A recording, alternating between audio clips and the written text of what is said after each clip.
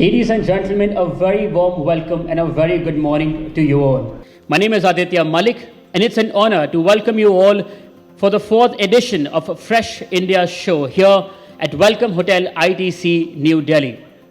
Fresh India Show has emerged as a de facto business-to-business meeting place for professionals of a fresh fruit and vegetable industry, trade and value chain players. Indian markets for fresh produce is maturing at a very rapid pace. While India remains amongst the biggest producers of many fruit and vegetables, per capita availability of high-quality fresh produce remains low. A certain part of Indian population with high disposable income desires to get their plate full of the fruit and vegetables from around the world. Well, ladies and gentlemen, India has emerged as a major player in import and export of fresh produce. Launched 5 years ago, Fresh India Show has been connecting the fresh produce players from across the world. Even during the COVID pandemic, while the world came to a standstill, Indian fresh produce industry was making waves by supporting homebound population of the nation non-stop. And even during those tough times, Fresh India Show adapted and went virtual. We did organize and successfully organized conferences virtually. Once the COVID was contained, Fresh India Show 2021 became the very first in-person conference to be organized post-pandemic here in New Delhi. Well, as you can see, and I am also happy and excited for the same, that it is a power-packed audience and of course a power-packed day. I hope you're as excited as I am. And also, before we proceed, I would request everybody to join in the conversation and share their learnings from the day gone by using the hashtag Fresh India Show. No space, hashtag Fresh India Show. Well, before we move forward with today's proceedings, I would like to thank our partners for the day. A knowledge partner, Global Agri Systems Private Limited. We also acknowledge the support extended by APIDA, the Agricultural and Processed Food Products Exports Development Authority under Ministry of Commerce, Government of India. Our associate partner, Forum of Indian Food Importers, more popularly known as FIFI. Our associate partner, Krishi Jagran. We would also like to thank our lunch partners for today, Keep It Fresh and Sahedari Farms. Our kit partners, Innoterra. Our registration partners, Adani Agri Fresh. Our silver partner, Cravo Equipment Limited. Our memento partners, Washington Apples. Our co-partner, UPL. We also thank our conceptual supporters, Indian Culinary Forum, HPMF, Hospitality Purchasing Managers Forum, Growers Flower Council of India, Crop Care Federation of India, and iFlora. We would also take this moment to thank international media partners for today, Eurofresh Distribution Magazine and Poland Fruits Magazine, and of course, our Indian media partners also, Sashasmalam Telugu Magazine, Eden Hoti, Agritech India newspaper, and our online partners, Fructi.com, our hospitality partners, Welcome Hotel by ITC, and of course, our telecast partners, Z Business. Well, ladies and gentlemen, to begin the day, and of course, to seek the blessings of the Almighty, I would request the presence of the following on the stage. Syed Jafar, Coordinator, Fresh India Show. Mr. Gokul Patnaik, Chairman, Global Agri Systems. Our guest of honor, His Excellency David Pine, High Commissioner, New Zealand High Commission. Dr. U.K. Watts, GM, APIDA. Dr. H.P. Singh, retired DDG Horticulture and President Chai. And Mr. M.B. Naqvi, MD, Media Today Group. Please give them a big round of applause, ladies and gentlemen. Is Miss Natalia Bamatova, journalist, Eurofresh Distribution Magazine, Moscow. Please would request you to please take your seats. Thank you so much. Also, we would now request the dignitaries on the dais to kindly light the lamp as a mark of beginning of our 2-day conference, Fresh India Show 2022.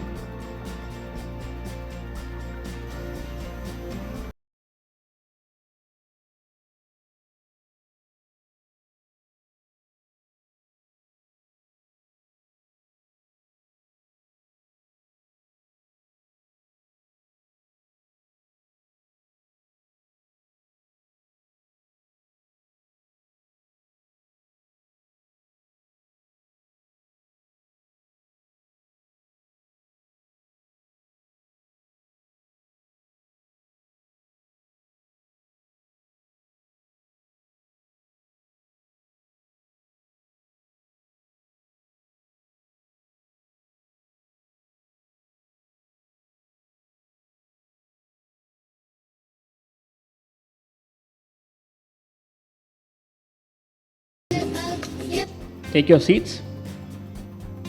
Will also may I please request everybody to kindly stand up for the national anthem. Please.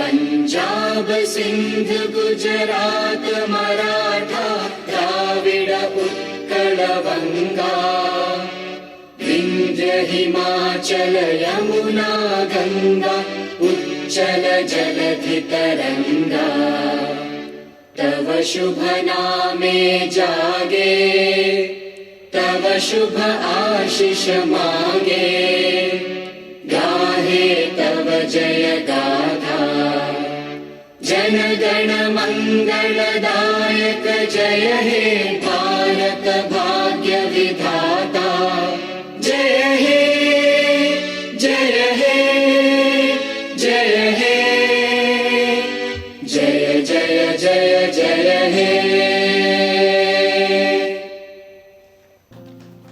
Thank you so much for the honor, ladies and gentlemen. And now to begin the day, to deliver the inaugural address, may I please request Mr. S. Jafar Naqvi, coordinator of Fresh India Show, to formally welcome everybody. Sir.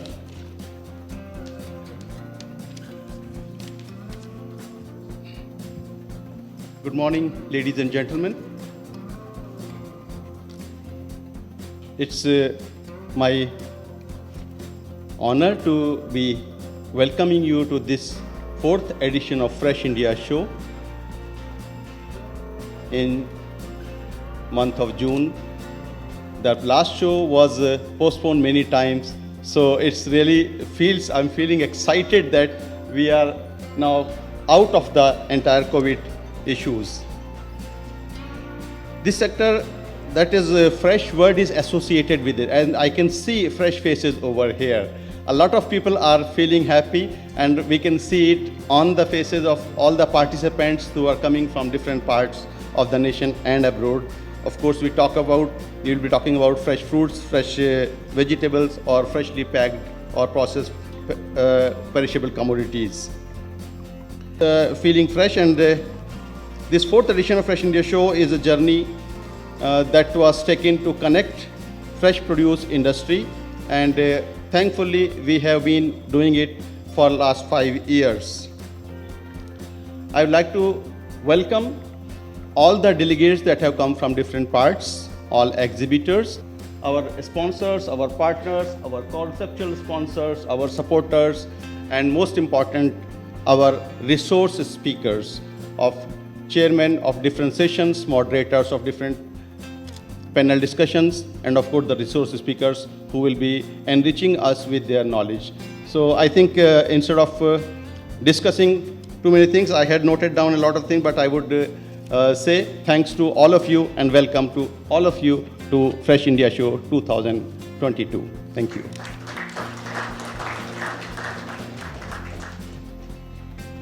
Thank you so much, sir.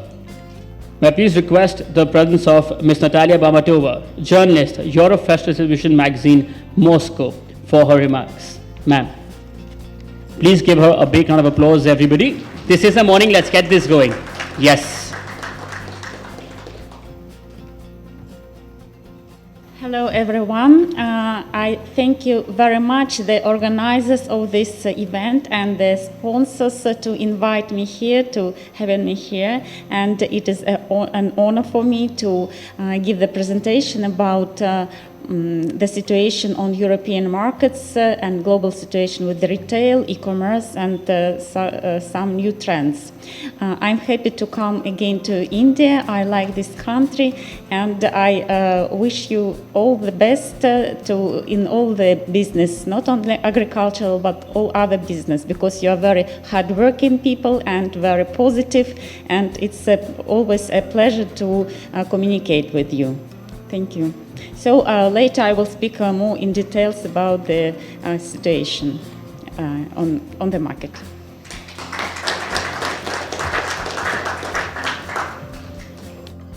Thank you so much, ma'am. Moving on, may I please request the presence of Dr. H.P. Singh, retired DDG Horticulture and President Chai for his remarks. Sir.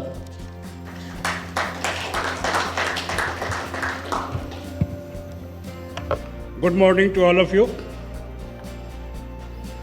Chief guest, Dr. Patnaik, who has been the helm of affair for the fresh fruits and vegetables, starting his career as the first founder, chairperson for APEDA, and guest on the dais, invited companies, ladies and gentlemen. First of all, I would like to thank the organizer for giving me the opportunity to be here, to interact with you on the fruits and vegetables which I have nurtured for more than 50 years. I started a career in the Indian Council of Agriculture Research in 1972, and I continue to serve the horticulture till today. When we started the horticulture, nobody was bothered for the horticulture. Even when I came as a horticulture commissioner in 97, still horticulture was not thought, it was just a secondary. Even agriculture, it was not considered well. I brought the mission approach for the horticulture. I gave the concept that yes, the food without nutrition is not a complete food. And if you think of the nutrition, then it is horticulture. Then Kamal Pandey was the secretary then when I was Ministry of Agriculture, who became the cabinet secretary later on. Initially he didn't appreciate my approach, but finally, of course, we succeeded in bringing the horticulture mission, starting with the Northeast, then Himalayan state, and finally to whole of the countries. And impact of that can be seen across the country. The horticulture which was not talked by the people in late 90s, now it is being talked by Honorable Prime Minister. And even for any of the things, if you look to even the doubling of the farmer income, when it has been the whole volume which Dr. Dalwai was to be here, he could not. So he could have explained that if the doubling of the farmer was thought of, it was the horticulture which can bring about the prosperity. The prosperity is not only to farmers, but prosperity is to industries. Many of you are here who is directly or indirectly integrated with the horticulture. I had brought up the data once upon a time and saying that although the contribution of agriculture to GDP has declined, say maybe from 45% to now 15 to 14% is ranging, because other industries has come up.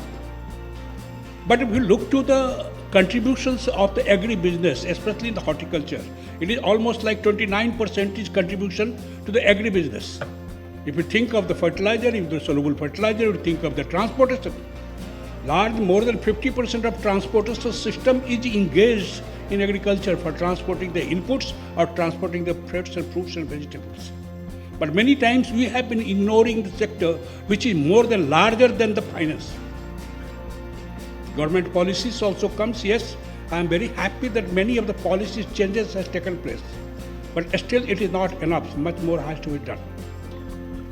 Because horticulture has to progress, and most important aspect we see, the lot of involvement of private sector in this during this decade has come. I see here the Nakvi is sitting, both the brothers. I've been seeing them since way back from the 97, 98, and how they have grown, how they have pushed the horticulture. Earlier they started with the floriculture, then they went to the total agriculture and then fresh fruits and vegetables. So they are also contributing. When they can collect for these brainstorming sessions, which I say the Chintan and Manthan. This is one kind of Chintan and Manthan.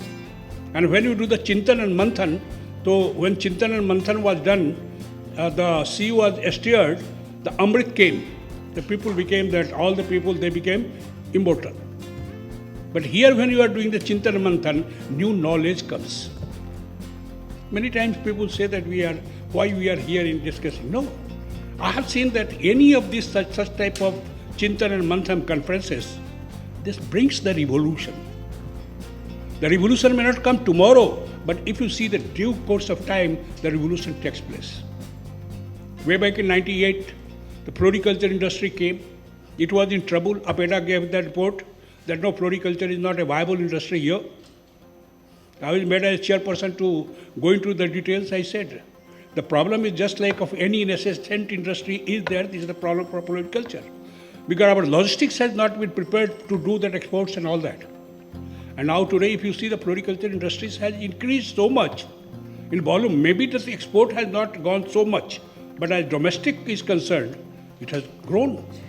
Resultantly, it is providing a lot of employment to a large number of people. And it will also enhance the income of many of the small farmers who are around the cities. So I again compliment both the brothers for organizing such a meeting wherein we can interact, personal meeting can be there, technological solutions can be there, there could be the exchange of information, exchange of material, both could be there. There could be some ideas which can be taken further because ideas are taken and industries are here which will pick up the idea and make into the product and which makes the farmers beneficial. So ultimately, who is using the product, it becomes beneficial to that. We have been talking about the value chain management. And of course, I am very happy that I had a conference organized in 2019 on value chain management in horticulture.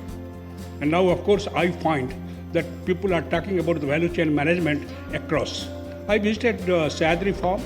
They have excellent value chain management, and they are the first company again to use the blockchain technology. Again, it is the emerging technologies. This is based on the cryptocurrencies. Many of you must have heard about the cryptocurrencies. Again, same principles, which is a distributed ledger where the blocks are made. Authentication is done and you cannot change it. So that technology is coming which assures the quality of the product, traceability of the product. So that technology is going to come. I had a discussion just few days back on digital horticulture. We had a group discussion workshop for the digital horticulture, where a large number of farmers, including farmers and scientists has come. I see the future is the digital horticulture. Already we are applying in the irrigation management system. Sitting in my room, I can manage my irrigation.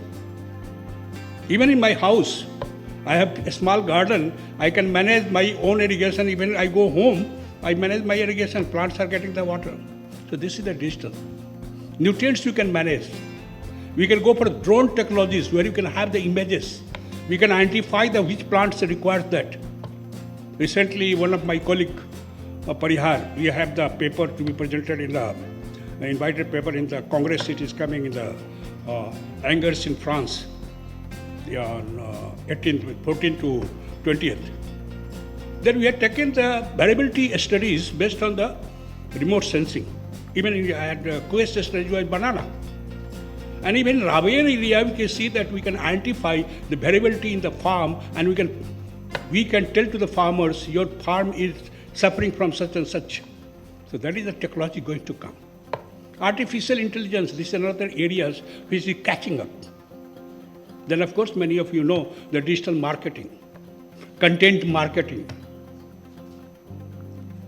that engine optimization, search engine optimization. So all these things are there.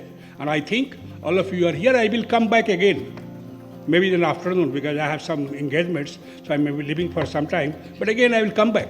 So these are the emerging areas in the horticulture. So this provides the business. This will require the technological inputs. And that way it will provide a lot of business opportunities. Many times people said that climate change is coming, problem will be there. I said no. I gave the example of the grape, which is the temperate fruits. I gave the example of cauliflower, which is a temperate crops, vegetable. And in India, we changed them, made them to grow in the tropical situations. It is India where the grape is grown in tropical situation. It is India where this cauliflower is grown even in the tropical situation. Potato, which came from Peru, but we changed it to be grown in subtropical and now in tropical through the varieties and production system management. So even in climate change, if you have digital horticulture. This provides the opportunities, and many of the challenges could be converted into opportunities, and horticulture interest is growing. Fruits and vegetable demands are increasing. So there is a market is increasing because people are becoming conscious for their health, and everybody knows the better health means fruits and vegetables. Therapy may be there or eating may be there, whatever, but fruits and vegetables will continue to grow. Further, now industrial horticulture is taking place. Maybe in India right now may feel it very costly, just like about 30 years back when I have brought that micro-irrigation and fertigation system, people said, no, the India, the farmers are very poor, who will use it? And now even today Prime Minister is also talking that if you want to grow in the agriculture, you have to use the micro-irrigation. So same thing happens today. Something of the technology I talk, like even the greenhouse technologies, people may say it is very costly. But slowly with the high value crop, the greenhouse is becoming a reality. And maybe that tomorrow based on the light and other things, because we have not worked much on the light. But if you go to Netherlands, people have worked because the light is the problem. But here we have worked on the light now, and we see that by just changing the light, we can enhance our productivity. So there are many technical things. I will not take much of the time, and we can interact subsequently. So once again, I thank the organizer for giving me the opportunity. Best of luck. Thank you very much.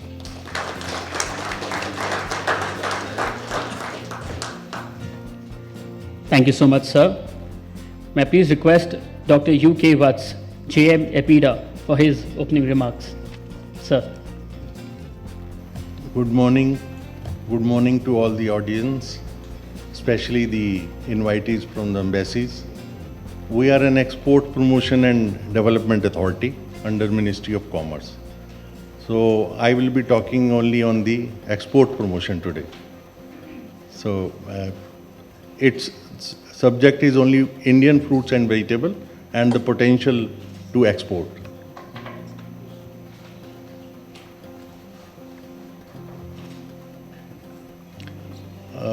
These are the product categories we are dealing with. Means EPIDA scheduled product. There is an act of EPIDA where we have been given responsibility to promote exports of various products, including horticulture products. What is the advantage of India? You can be seen here that there are 4 advantages which are widely useful for Indian exports. Like India is the second largest producer of fruit and vegetable. It has most diverse climatic condition and wide range of availability of fruit and vegetable. Plus, of late, the proactive government policies are supporting the Indian exports. Now, you can see the production graph.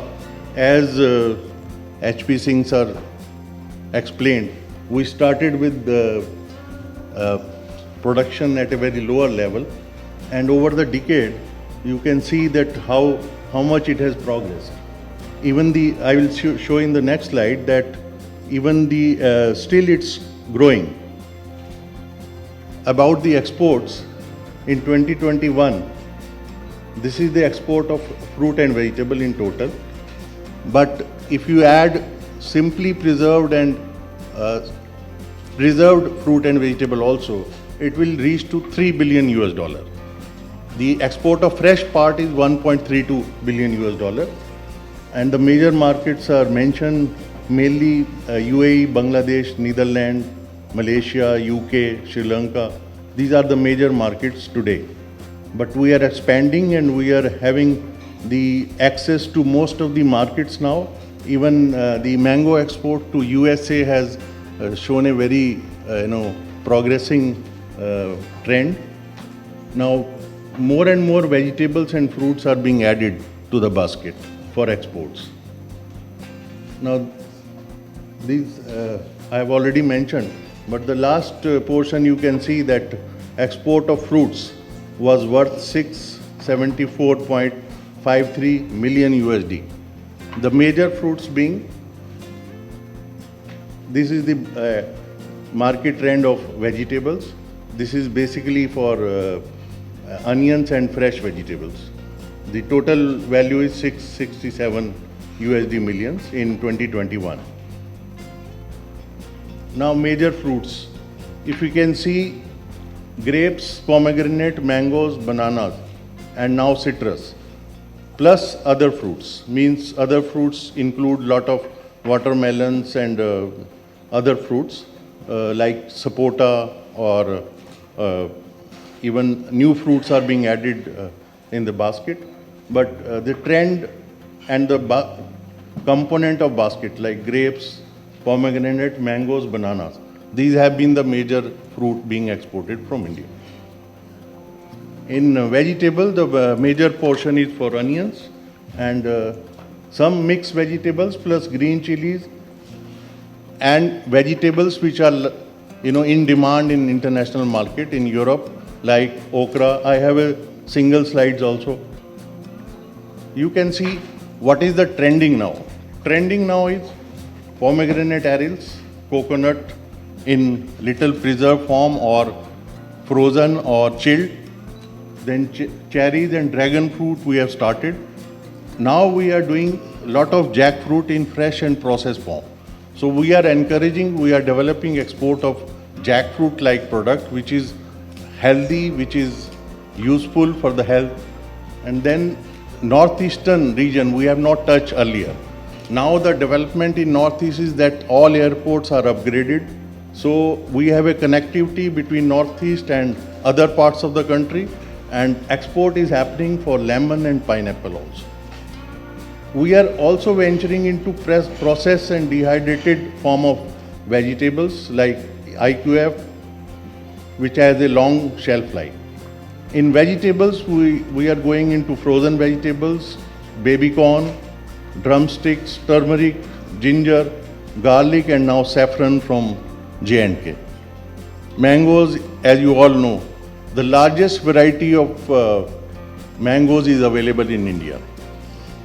We have a long season of 4 to 5 months, and export is happening from the major states like Uttar Pradesh, Gujarat, Bihar, Maharashtra, Telangana, Andhra Pradesh. More than 1200 varieties, and 12 varieties are GI tagged also. So we'll be holding a special program for GI tagged mangoes in the coming period. The health benefit, that it is a source of vitamin A and vitamin C. Last year we exported around 37,000 metric ton, but this year it is expected to be around 50 to 60,000 ton. A lot of markets have been opened. We have opened markets like Australia, USA, Malaysia. These are the new markets for us. Even to New Zealand we are exporting mangoes. Now pomegranate, as you know, it's a very healthy product. We have one of the largest production of pomegranates. And 2021, around 68,000 metric ton exported. Value was around $90 million. Now diversifying into production of arils, means ready to eat pomegranate. Bananas, one of the largest producer of bananas, but also largest consumer of bananas in India. So now diversifying to make it export product.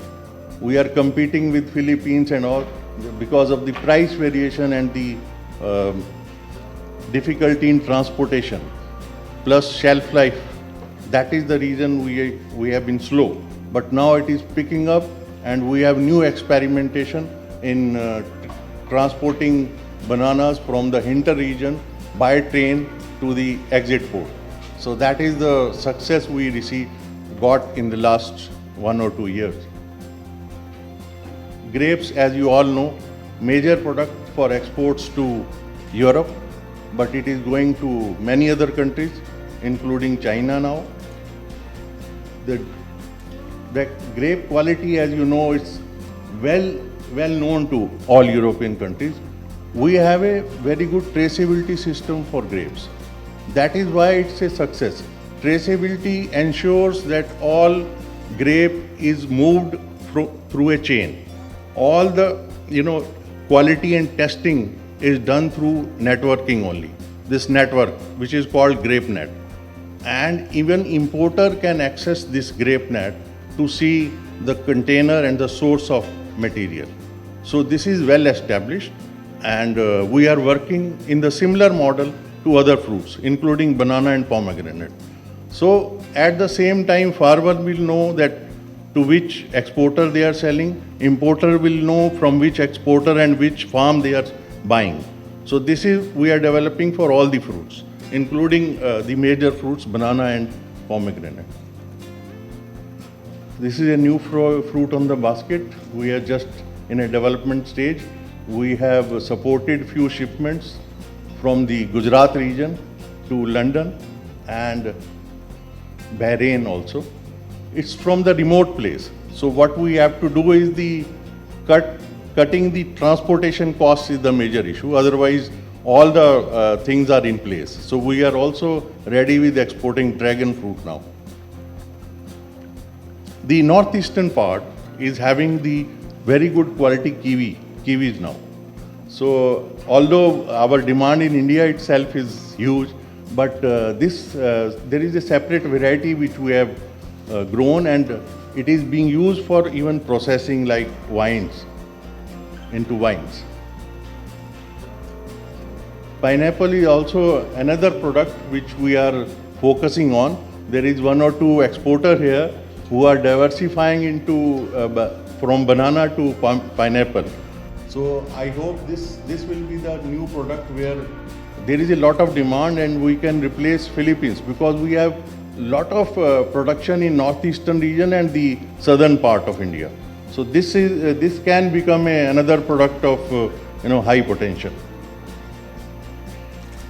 Coming to health product, Indians have been using drumstick as a ingredient to sambars and their pulses which we cook. We have been adding this product as drumstick, but now we have envisaged that the powder and the other forms of moringa can be very useful product, and we are the largest producer. The production is concentrated in southern India, but a lot of value-added product like moringa powder, bar, soup leaf, etc., extract, and the ingredient to tea is also there. So lot of health benefits of using moringa, and the progress is very fast. Okra, as you know, is a product of India, which is accepted in all Europe. We have lot of varieties and lot of production. In 2021, we have around 5,200 metric ton of okra exported. Lot of things are also shipped as mixed fruit. So we actually come to know that green vegetable, when its consignment is made, it is including all mix of vegetables. So including okra. But now we have a separate code for okra, so export value is known. Cucumber and gherkin. This is a product grown mainly in South India, but the export figure, it is astonishing. The growth is around $223 million US. So $223 million is not a small quantity value. Gherkin is used as an ingredient to many, fast food chains. Green chilies and chilies from other part of. There are various type of chilies available, but the green chili is the main part of the curries made by, that hotels and chains.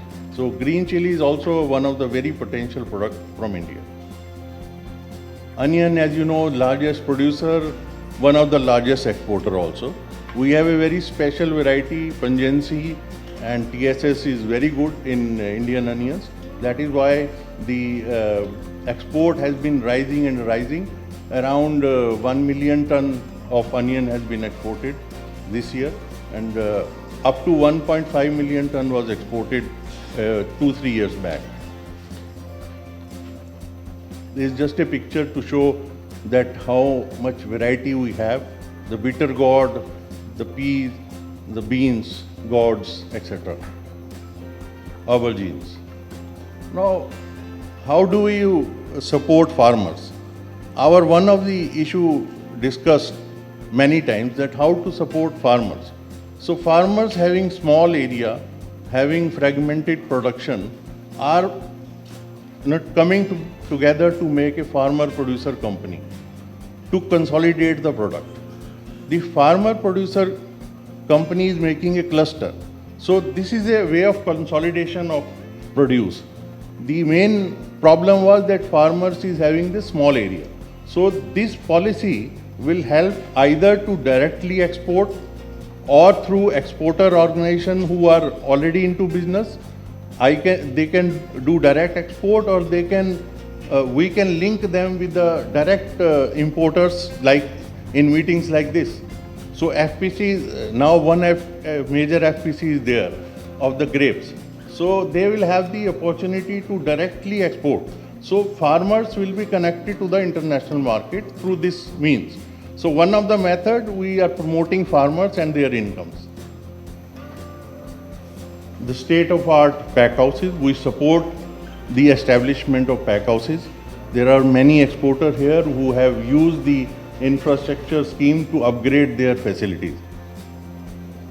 Now, at the airports also, in association with Ministry of Civil Aviation, we are supporting the establishment of cold chain at the airport, because this was one of the problems faced by exporters at the airports or the exit port. So we have supported this measure taken by the Ministry of Civil Aviation, and Airport Authority of India is making cold chambers to handle all temperature controlled pack houses at the airport itself. Now, e-processing of documents, like NPPO document is now e-phytosanitary document. So it is easy to export and save the time at the port. These are one of the few quality measures we have taken to promote export. This is about the role of APIDA now, how we combine the farmers and FPOs. That's all. Thank you very much.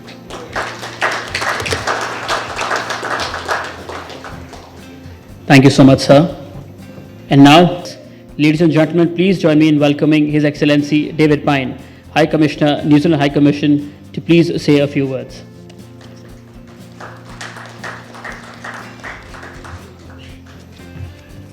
Namaste. It's a very great pleasure to be here. Fifi does a wonderful job in bringing together so many of the people that we at the New Zealand High Commission need to know, and we really appreciate the opportunity to come. If I'd never been to India, if I'd never met Mr. Suri, I'd never have known there was such a thing as kiwi fruit masala. That was a pretty interesting thing to taste, and it's a pretty good image to think of when you think of the kind of partnership that New Zealand and India might have. So while your spices are delighting the palate, our kiwi fruit is gently repairing your digestive system at the same time. It's a winning combination. I used to travel a lot with a New Zealand trade minister called Jim Sutton, and everywhere we went, people would compliment him on the quality of New Zealand food. And every time they did, he would correct them. He would say, everywhere in the world produces great food. New Zealand's no different. Our specialty isn't producing great food. Our specialty is getting food to distant markets in perfect condition. That's what we've had to do since the 1800s, when we found ourselves a country in the world producing perishable goods for one market that was 12,000 miles away, and the aeroplane hadn't been invented yet. So that was the problem we've had to face, and at every step on our journey right up to the present, using the most modern methods, that's been the challenge we've faced and addressed. And it's a challenge that leaves us in a really good position, I think, to partner with India as you move beyond feeding your own people and start to think about the opportunities in export. We have a lot to offer If you think about the challenges we've just been thinking about and the vision, the really good vision of the future of horticulture that we've just had laid out for us, meeting the regulatory barriers of foreign countries. That's something we have had to deal with all the time, and we're pretty good at it, and we can share experience at it. Think of the type of consolidation of the sector that's going to be needed as India tries to meet the goal of doubling farmers' income. You're not going to import the model of vast industrial production that we see in a lot of other countries. You're going to want to do it in an Indian way. You're going to want to consolidate, build it around pre-existing communities. And that's what we've done, and we have a lot to offer and a lot of experience to share. Amit has asked me to identify or to explain the government, New Zealand government strategy for how we're thinking about these things in India, and he asked me to limit myself to one challenge and one opportunity, so I'll do that. I think at a high level, everything we've seen in the last couple of years has pushed countries into thinking more deeply about who their friends are and who their partners are. And India and New Zealand have definitely identified that we want to be closer together. So at the highest level on the economic side, we've identified a gap in our relationship. We need a structured high-level leadership dialogue that brings together the private sector and government officials. And we're building that. And we're going to do that annually. And we definitely want this sector to be part of that. And we'll be liaising through Fifi and others to make sure that your voices are heard in that dialogue. But beyond that, our strategy is very simple. Whether companies decide to use whatever means they decide to use for marketing is up to them. But what New Zealand government wants to see is that any companies coming to India are finding and identifying rock solid, strong partners. And they might choose to use technology-based partners like Amazon or Big Basket, or they might go to something that's got a much stronger presence on the street like Surrey Agro. We're agnostic on that. That's a marketing decision for them. But what we care about is the quality of the partnerships they have, and that's where Fifi plays such an important role in helping build confidence and trust on both sides, and helping us help them to identify good partners. And the one challenge, I'm not going to talk about the challenges of the day in supply chains and distribution. We all know what's behind that, and we all know that time will fix that soon enough. I'm not going to talk about non-tariff barriers, even though there's quite a lot to say. Since I was asked to talk about one, I just will talk briefly about tariffs. India is moving into some new trade agreements with new trade partners, and from where we sit, that's very welcome. It's good to see India engaging. New Zealand, we're not going to be hypocritical about it. We have bilateral trade agreements too with others, and maybe one day we'll have one with India. But the point I would make is that they're very much a second-best solution to the international trading system. We all need to be paying more attention to the rules-based system under the World Trade Organization. India has a huge role to play in revitalising that. But also unilaterally, in terms of things that are on your own hands, a lot of the tariffs are very, very high. And when you enter into these bilateral agreements with people, which are a good thing, but they have the inadvertent consequence of creating some quite serious distortions given how high the tariffs are. So we'd like to see the overall tariff rates coming down for everybody, because that creates the fairest market conditions, and ultimately benefits the Indian economy the most. We understand why the tariffs are there at this stage. There's still a lot of work to do to develop India's horticulture and broader agriculture sectors. Of course there is, and of course tariffs play a role while those things are being developed. So we understand as a partner that as we ask you to lower your tariffs, it's on us to be contributing to the development of the industries here in India. And that's what we're doing. So our big Kiwi fruit producer, Zespri, is coming and talking seriously to the Indian government about how it can use its experience to develop the kiwi fruit sector here. Our apple and pears have got a long history of doing the same. Just yesterday I got a message from one of our leading avocado producers. So the interest is there, the understanding is there, and we want to contribute to the development and success of Indian horticulture at the same time that we do want to be able to sell our delicious products here. So with that, thank you again for the invitation. It's a great delight to be here.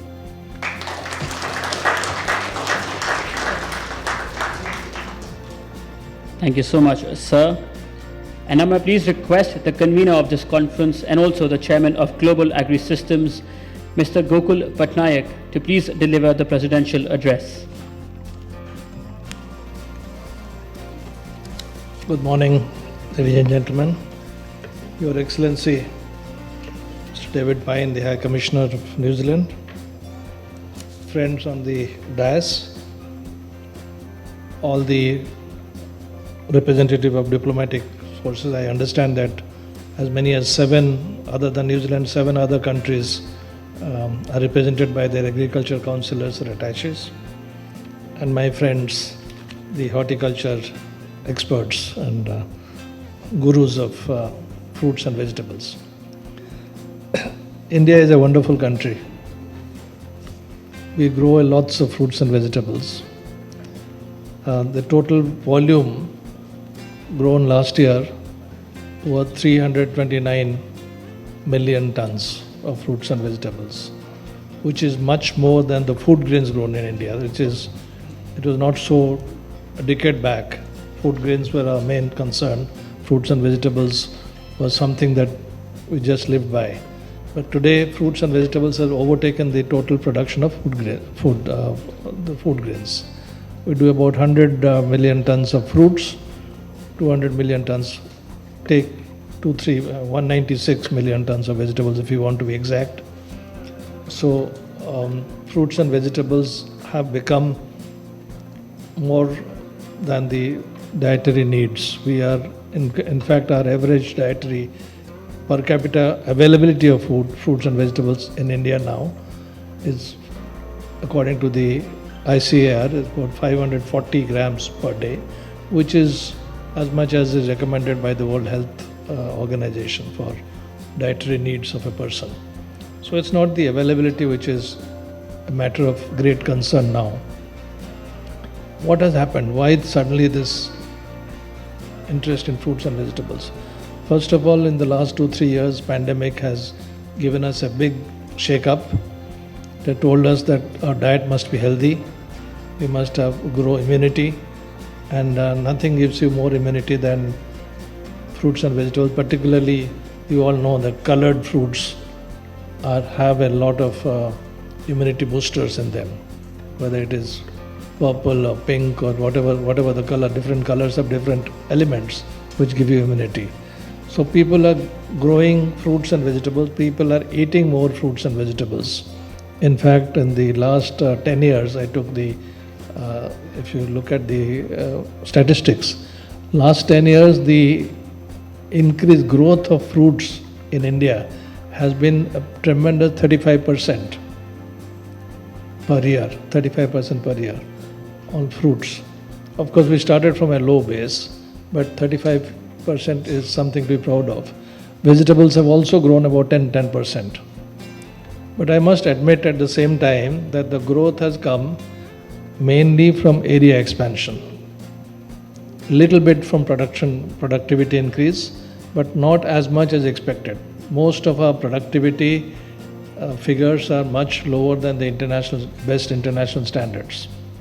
Of course, we are the highest producer of things like ginger and okra. We are the second highest producer of number of vegetables: potato, onion, cabbage, cauliflower, brinjals, chilies. We are very large producer, but still our productivity is not as high as per average international standards. So we need to do a lot of work into this. Why has this become so? We have to examine the system of fruits and vegetables growing and marketing in India. Till a decade back, till about 10 years back, fruits and vegetables used to go through a number of channels to reach the consumer.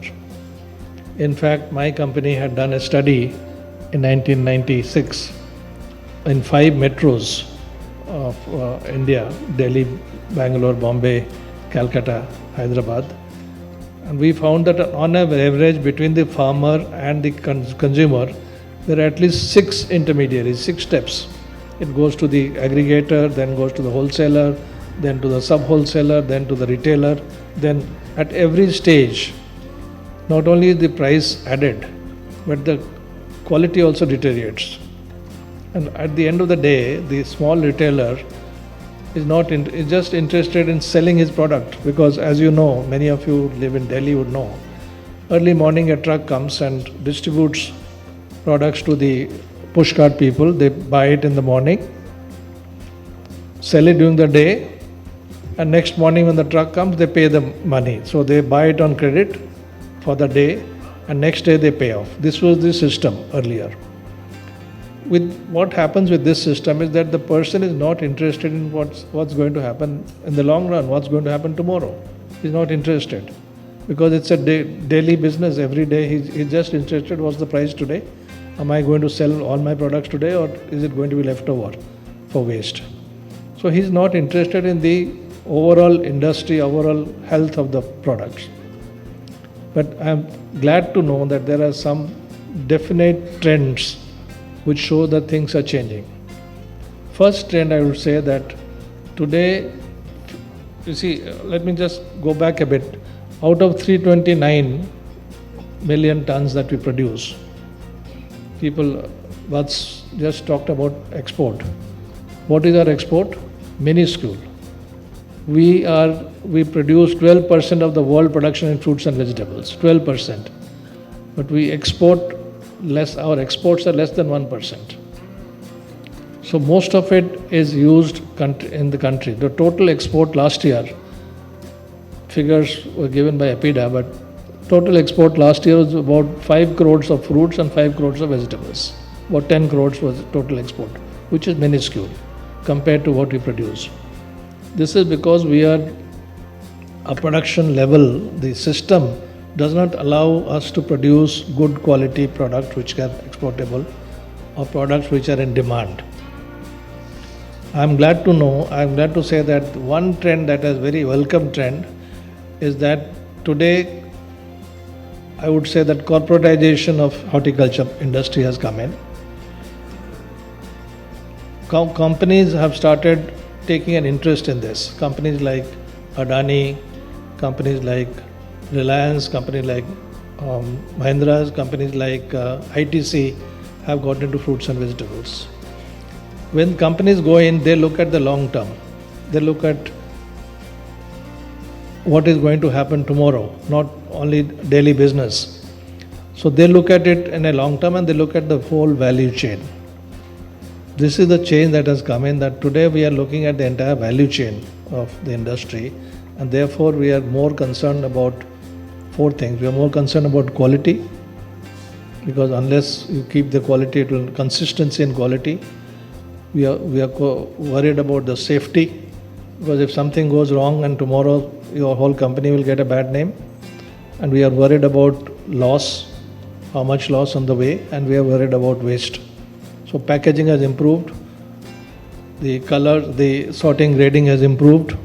the way it is presented, the presentation has improved, and today it is almost, not exactly, but we are nearing international standards in fruits and vegetables, at least in the metropolitan cities. So this is, I would say that this is a very good, welcome change. The second trend that has happened is that with the coming of e-commerce, the consumer has become closer to the producer. Today, instead of the 6 steps in the value chain that I talked about earlier, which used to be the earlier case, today the e-commerce people have entirely changed the game. They are a game changer, and people have got used to buying online, getting it delivered. Whether it is delivered within 10 minutes or 1 hour doesn't matter, but it's delivered fast enough, and it is also convenient. And people know what to expect. They know that if you're buying a particular product from a particular source, it will be of a certain standard and it will be safe. In fact, another thing that is coming on, and not as much as one I would expect, is the branding of fresh fruits and vegetables. Today, now you get stickers, you get branded products. Earlier, you never used to get that. And when a person puts a brand, he is putting his own self into it. He is taking responsibility for the quality, he is taking responsibility for the safety of the product. Therefore, I think in the long run, this is going to change the whole scene, and that is why today we are having meat for fresh products. Although total quantity being sold, as I mentioned earlier, that out of 329 million tons, less than 10% is processed. So 90% of the product is sold in fresh. But there was no business proposition in it. People never bothered, big corporations never bothered about it being fresh business, buying a business. They were talking about processing, they were talking about investing in infrastructure and processing, but fresh business has now become, let's say, a more alluring, more sexy for people to get into, people to put their money into, put their name into. Therefore, a meet like this, where we are having all the leaders of the fresh produce, I would say that put your all efforts into keeping the quality high. When India opened the gates for import of products, it was in 2002 or a little earlier, after 92, the WTO, still India did not open the doors for products to be imported because it was thought that farmers will be impacted. I was then in charge of exports as chairman of APIDA. I supported imports. So people started saying that you are supposed to be exporting, why are you supporting imports? I said that is how our quality will improve. And I am glad that I proved myself right. After import of products like apple from outside and other products, the quality of local products also improved. People started putting up CS stores. CS stores were not known before the 90s. People started looking at, Mr. Ajit Desai is there, people started looking at banana being sold in a manner which will be yellow and attractive.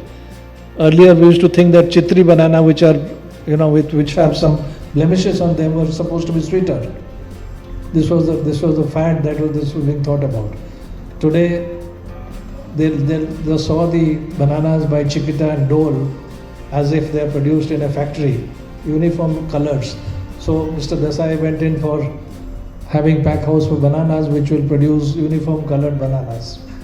So by importing products, by opening our doors for international products, we have actually upgraded ourselves. Today Indian consumers are getting a better standard of products than they were getting. So imports, I still think that more imports is needed of different products to do that. Second thing that has happened, one other trend that has happened, is now we are getting into more exotic products. Products which were not generally available in India. Products like kiwi, products like blueberries, product like dragon fruit. Just now you saw products like avocados. I'm told someone is going to import huge quantities. Sam Agrotech is going to import huge quantities of avocado. So these were also exotic products for India. These are not indigenous products. So that is also enriching our palate, enriching our basket. Therefore, I would welcome import, I would welcome exotic products. At the same time, we have also been very conscious of upgrading our own products, our indigenous products. A product like jackfruit, which was which was being consigned to the back rooms because it was very difficult to eat ripe jackfruit without soiling your hands. So today jackfruit, we have discovered that it is a highly nutritious product, anti-diabetic, it has got anti-diabetic properties, and jackfruit can be used as a healthy product. We have also become very conscious of health and products which have health ingredients, products which traditionally in Ayurvedic medicine we used to use, are now becoming very fashionable. Moringa, not only moringa leaves, moringa oil, moringa different products, now being really valued very highly. So Indian products have not only that we are getting exotic products into India, we are also upgrading our own indigenous products like moringa and jackfruit and other products, other such products to not only sell in India but outside. So these are some of the trends. But there's a long way to go, both in enhancement of productivity as well as in reaching the world standards. Two things that I mentioned earlier, that our area has increased but productivity has not increased.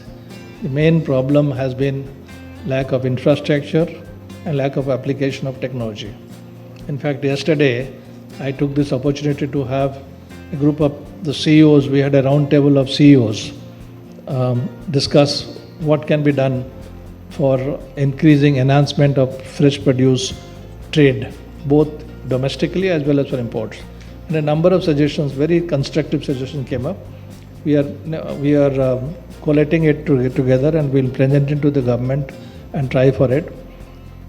The things that were uppermost in the mind of some of the CEOs was that we are not getting latest varieties into India because of restrictions on import. Two things. One is the import restrictions is very cumbersome. You have to, phytosanitary regulations are very difficult to negotiate. And second thing was that IPR, the implementation of IPR regime is also a little shoddy and we need more strict IPR. So breeders are unwilling to give the latest varieties to India because of fear of it being, it being leaked out to other people. So we have made some suggestion to government to plug in these two things and to make it easier for importing the latest variety. And I'm sure before long we would be able to say that latest varieties in India and should be available. We went to Australia 2 years back and I saw the latest pink apple varieties and they said that we can't export it to India. So I said, why not? They told me that we are afraid of your IPR regime. Same with New Zealand also. The New Zealand boards also were also very afraid of sending the latest pink kiwis, for instance. These are also difficult. So we are trying to solve these problems. The second thing that was mentioned was, of course, all you know, logistics. Indian roads are bad. Our exit points at the airport or at the seaport are not good enough to handle fresh products. Vats just told you that perishable cargo centers are being set up, but they are too few and too late. I think we need to really ginger up our export perishable cargo centers for make it ready for export. And also in the country itself, we need to have more infrastructure for preservation of agriculture. Today, the entire country, the cold storages in the country are only good enough to store 10% of the produce. Not more than 10% can be stored in cold storages. So we don't have cold storage capacity. We don't have cold storage refer vehicles. We are now trying to see whether we can use the railway system, which in India is thankfully very efficient and good. Whether you can use railway system to transport fruits and vegetables. That is another suggestion that was made yesterday, and we are going to take it up. The other suggestion that was made was that the subsidy which the government is giving a lot of subsidies, or they say they are giving a lot of subsidies, but they are not really according to the requirement. Norms are very much lower than the actual costs. Number two, they are not properly targeted. So how can you target the subsidies to enhance production and productivity? That is the point. But the final point, which I totally agree, is that the R&D facilities is totally lacking. I'm sorry to say that our research and development, and Dr. H.P. Singh is still here, our research and development has been, for good reasons, has been totally centered around increase the productivity, not geared towards what is the market demand, not geared towards producing the right thing. I'll give you two examples. Kiwi, as you know, most of you would know, is, when you say kiwi, we talk about New Zealand. I'm not only the cricket players or rugby players, but also the fruit. But kiwi is an indigenous fruit of India and South China. I have seen original plants in Arunachal Pradesh and Sikkim. New Zealand horticulture scientists took it to the kiwis in the 1890s. Did a lot of research, agronomic research, made it seedless and made it in a more edible form. And today it's a multi-million-dollar business. Mangoes, which India is proud of, because India is the largest producer of mangoes and we love our mangoes. We say that we have 1,000 varieties, but none of them is in a manner which the modern consumer wants to consume. When I took we did a mango festival in Europe, people told me that we don't take mangoes because we don't know, we think mangoes are something you go to the bathroom and eat because it spoils your, when you eat it spoils your clothes. So I had to actually show them how to cut mangoes and demonstrate them how to cut mangoes. Now, more research is being done on mango in China, Australia, New Zealand, Mexico than in India. I just saw a video where China has developed a seedless mango, where the stone has been reduced, like kiwi in New Zealand is a seedless mango where the whole flesh can be taken. So can we not, it's a pride, we say it, the king of fruits in India, can we not exercise our research, put all our research effort to develop a seedless mango? So these are some of the things that I think our research should be oriented towards what the market demands. Not only just producing tonnage, but producing good quality and what the market demands. So we do need, of course, I'm not undermining the need for increasing productivity. That is necessary, but at the same time we must look at the market demand also and go with the market.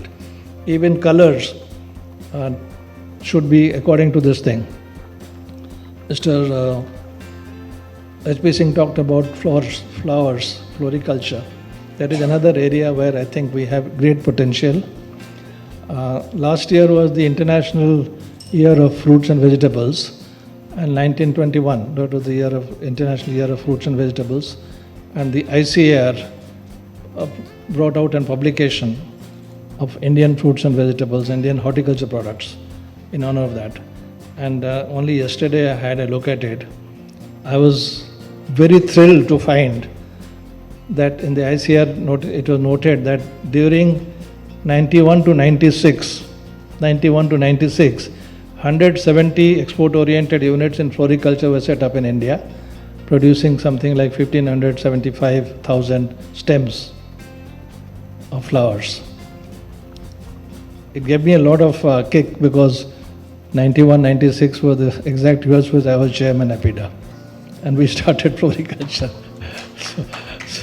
But question is that within short year we became number 2 of rose exporters to Japan, and we are also in the Ellesmere market. Today it has, I understand that today the market, the export of floriculture has gone down, but I am glad it has gone down because the local market has come up. 20 years back you did not find cut flowers being sold, you didn't find stems of orchid being sold on the streets. Today in every street corner in Delhi, Bombay, Calcutta, you find flowers being sold. So today we Indians have become big fans of cut flowers, and we do our put it in our homes, and when we go to invited to someone's house, we take a bouquet of flowers. This is a change of attitude, and because of that I think more flowers are being produced now, but used in India. Like Vats was saying that Indian market has grown like bananas. Same as flowers also, and I'm very glad that that has happened because of horticulture revolution in India.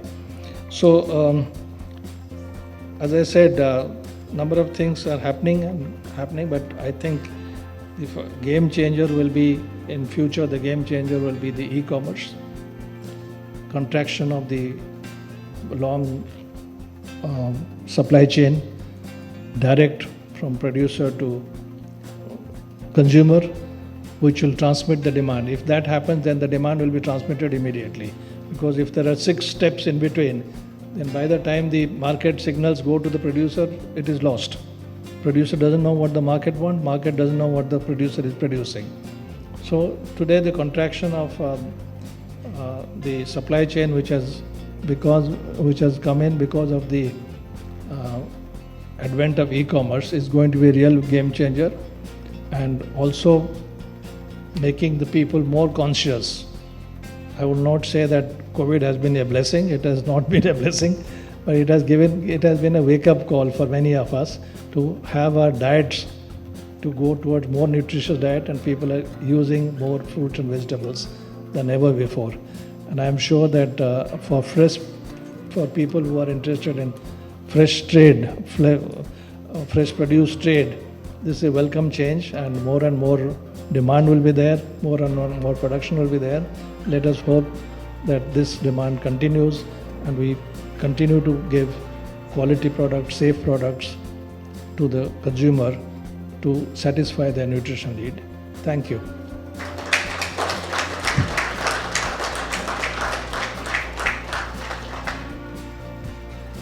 Thank you so much, sir.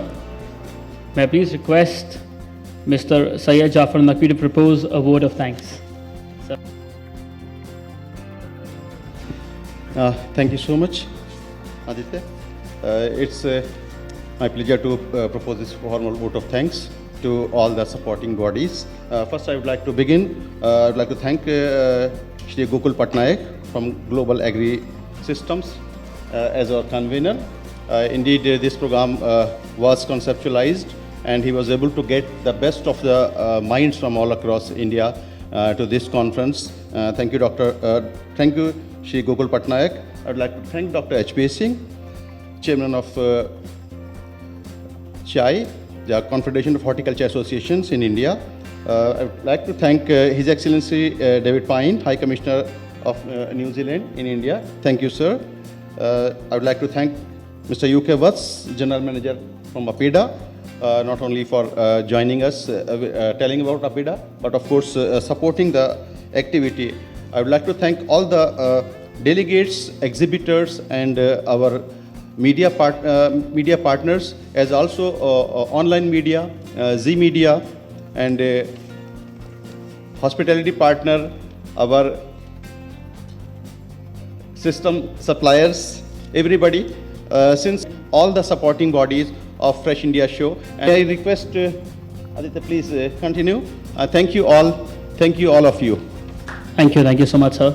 May I please request Mr. M.B. Naqvi, Chief Coordinator of Fresh India Show, and of course, Mr. Gokul Patnaik to please present mementos to all our dignitaries as a token of appreciation.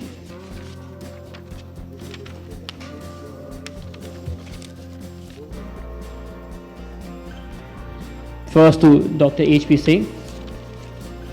Ladies and gentlemen, please give them a huge round of applause. We couldn't have asked for a better start.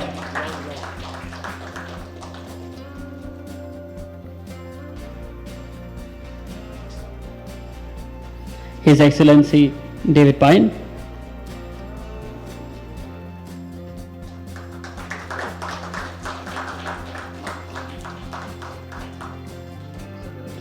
Dr. U.K. Watts.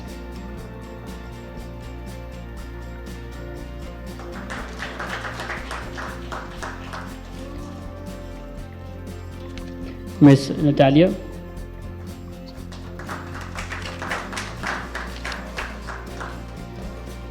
May I please request everybody to join in and present a token to Mr. Gokul Patnaik as well, our convener.